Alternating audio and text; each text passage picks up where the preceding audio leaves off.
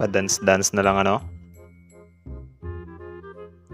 Natanggal yung ano niya, yung damit niya. Kita tuloy yung ano niya. Grabe na lakas ng aura, no? Ala pa Kimen. Huyo ka ngayon. So ayun, kumusta mga Kanoisy? Welcome back sa ating YouTube channel, Filipino Noisy. So update na naman tayo patungkol sa Katniel, no? Alam naman natin hiwalay na yung Katniel, pero manonood pa rin tayo. Mula kay New Gen Trends, meron ito pamagat na Daniel napawaw kay Catherine sa Bench Fashion Show. Naku po, ba't napawaw? Ano yan? Sising-sisi na ba? So, yun. Bago natin simulan, New Gen Trends, supportahan nyo yan. Original link na sa description box below. Tapos yun, kung trip nyo naman na ganitong reaction video may kasama kayo manood, huwag nyo na rin kalimutan i-subscribe yung YouTube channel natin, Filipino Noisy. So, di na natin ito patatagalin pa. Simulan na natin. Again, ang title ng video ito, Daniel napawaw kay Catherine Bernardo. Daniel napawaw kay Catherine Bernardo sa Bench Fashion Show. Nako po, bakit kaya? Sa tingin nyo, bakit kaya? Comment down below, men. Actually, nakita ko kasi ito sa Facebook, na ito nga na katawan ni Catherine or na mga picture niya sa bench, like, sobrang din talaga, nag-viral siya sa social media. Kaya yun, pinanood natin. Inirecommend lang din sa atin ito ni YouTube. So, again, New Gen Trends, tapos yun, Filipino Noisy, subscribe. Start. Daniel Padilla napawaw sa pagrampa ni Catherine Bernardo sa Bench Fashion Show. Mainit na pinag-uusapan ngayon ang pagrampa ni Catherine sa Bench Fashion bilang endorser nito. Wow.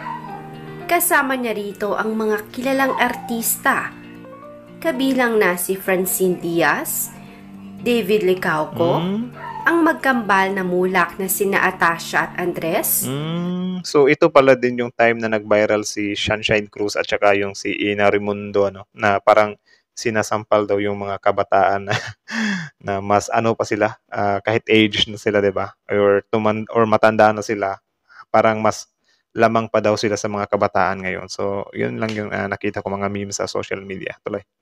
Ang magkasintahang si Bianca Umali at Ruru Madrid, grabe, si Vivory, at marami pang iba. Ngunit sa lahat ng iyon ay nangibabaw pa rin si Catherine dahil na rin sa angking kasikatan nito ngayon.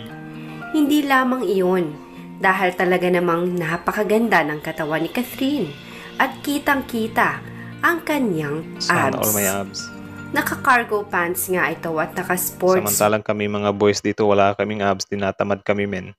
bra and crop top Grabe shirt yung suot niya. na may logo ng Bench na brand. Kaya naman kitang-kita talaga ang abs ni Catherine. Super ganda, super sexy, at super confident nga nito habang rumarampa. Sumasayaw pa nga ito habang naglalakad. Sa katunayan yan, ayon sa isa sa kaibigan nila ni Daniel, nang mapanood ni Daniel ang Bench Fashion Show sa internet, ay talaga namang napawaw siya sa Ba't mo ni-reveal, tol? Huwag mong i-reveal. Nagmo-move on na yung tao, eh. pagrampa ng kanyang girlfriend. Ayon nga sa kaibigan nila, ay talagang napanganga si Daniel at sinabing, girlfriend ko yan. Loko. Ngunit Saan kaya nakuha ni New Gen Trends to, men? Parang malabo, eh. nang mahimasmasan, ay mukhang naalala na niya na hindi na niya girlfriend si Catherine at hiwalay na sila. Or maybe totoo yung sinabi niya na girlfriend lang but in a comedic way. I don't know. Malamang sa malamang pala. ay namimiss na talaga ni Daniel si Catherine. Kaya naman sa mga pictures at videos na lamang niya ito napapanood at nakikita ang mga update nito.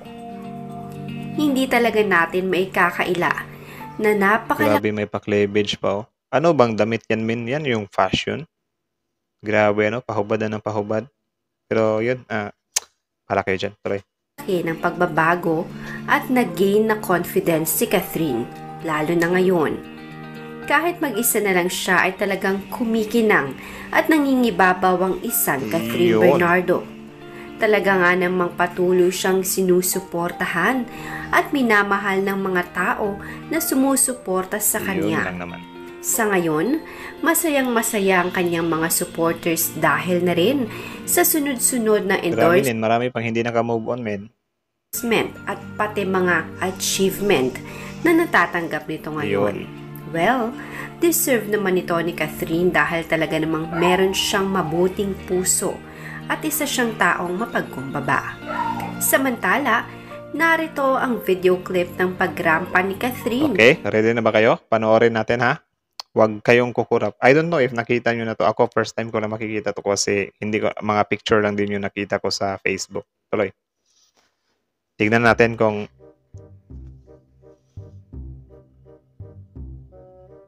sana all my abs, no?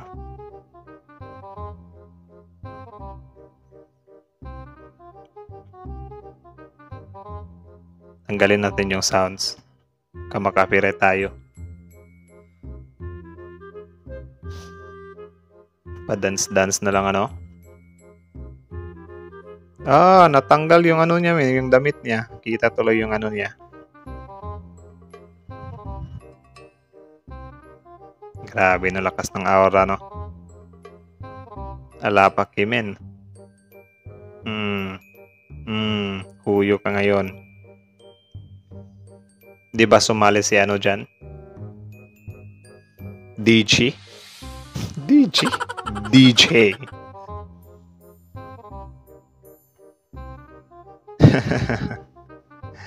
Kinulitan pa eh.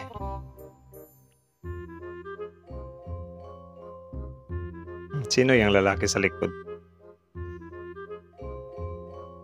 So yun lang naman mula kay New Gen Trends. So subscribe nyo yan.